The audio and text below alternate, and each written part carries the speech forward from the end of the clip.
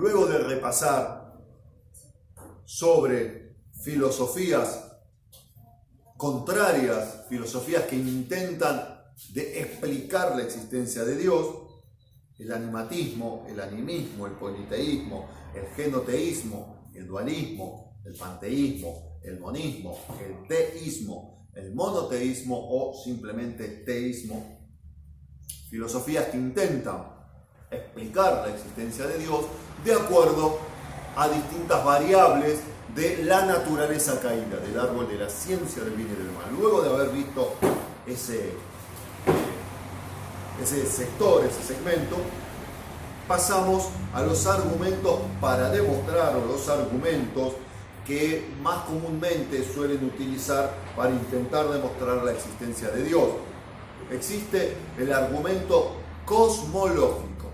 Argumento cosmológico. La palabra griega cosmos significa orden, universo, mundo. Puede utilizarse para cualquiera de esas definiciones.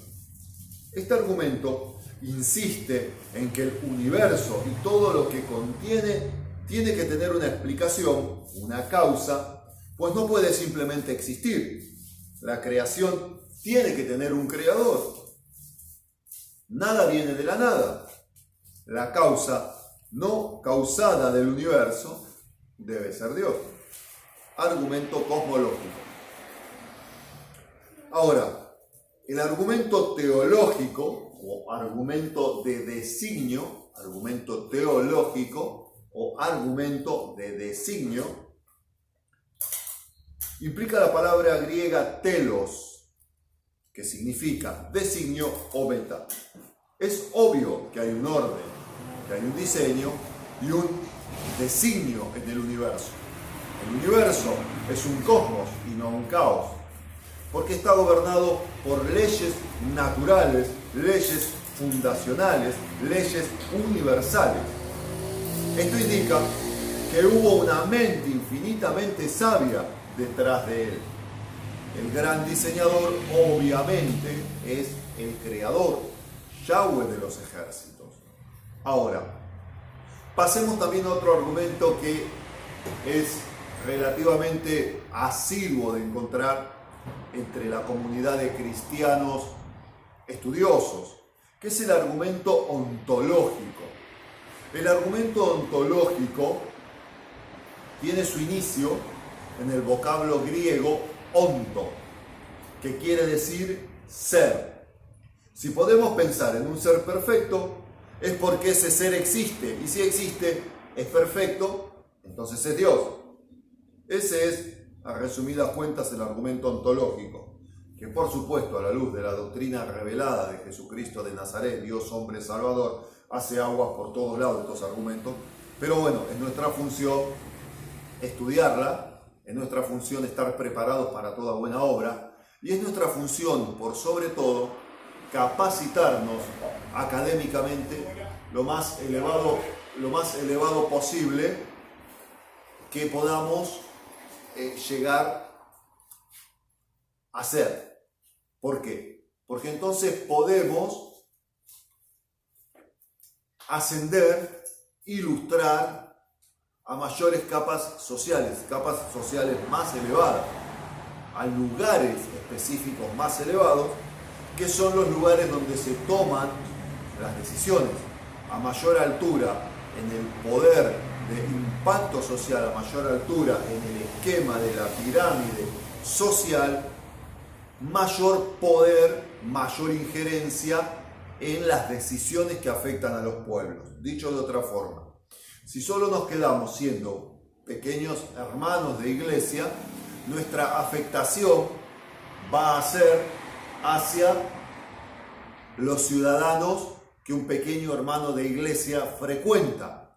No está mal, esto no se trata de estar bien o mal, esto se trata del propósito de Dios para los académicos. Convengamos que si usted está estudiando un doctorado en teología, que es esto que estamos desarrollando, es porque usted pretende ser algún día doctor en teología. Y si usted aspira a un doctorado, ¿cuál va a ser el el círculo de su trabajo, el círculo de su interacción, cuál va a ser su métier diario. Estar entre doctores o académicos o formar, en caso de que usted decida por un profesorado, formar a los futuros doctores y académicos.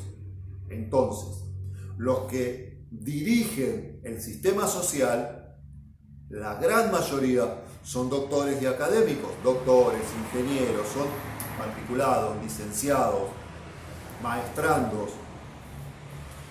Entonces, si uno es y se queda simplemente siendo un hermano de iglesia, excelente persona, sano, santo, no va a poder llegar a educar, a formar, a influir sobre los maestrandos, los doctores, los licenciados, que son los que manejan el sistema de saber, la incubadora del saber de los países del mundo, que son las universidades y los ministerios de gobierno. Pero nosotros nos preparamos para toda buena obra, como está escrito. Es por eso que tocamos también estos temas, que por ejemplo, estábamos en el argumento ontológico. Luego existe el argumento moral. En el argumento moral, quienes lo comparten consideran que el hombre es un ser que tiene una ley moral impresa en sí mismo, una naturaleza moral. El autor de dicha naturaleza moral es seguramente un ser justo, infinitamente recto y a la vez es personal, es decir, tiene una personalidad. Por lo tanto, debe ser Dios. El argumento de la idea innata, el cual nos habla de la existencia de Dios y por lo menos de la realidad de lo sobrenatural, nos habla de que eso es una idea innata, que está en nosotros desde antes de nacer.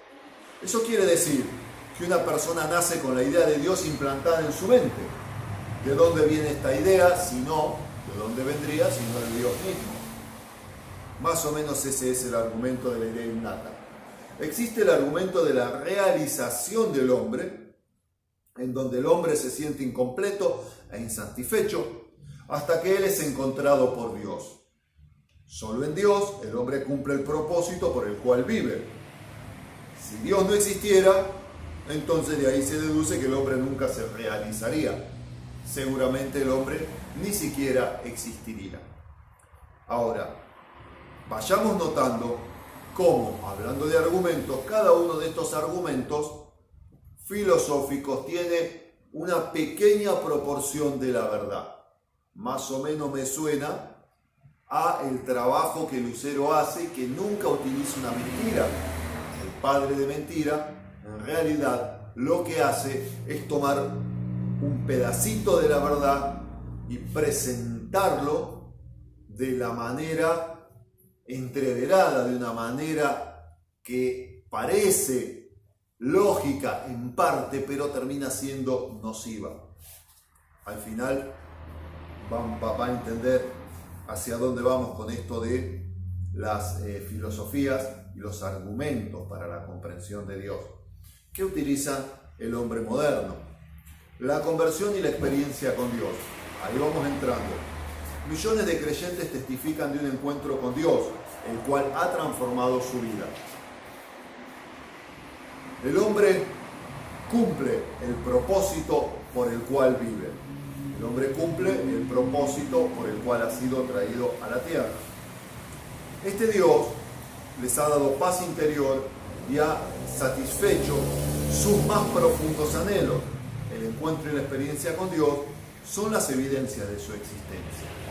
Hay en cada una de las filosofías de los ministros cristianos un poquito de esto, porque estas filosofías son bien interpretadas y digeridas, aceptadas por el árbol de la ciencia del bien y del mal. Pero realmente, ¿qué es lo que nos funda como cristianos?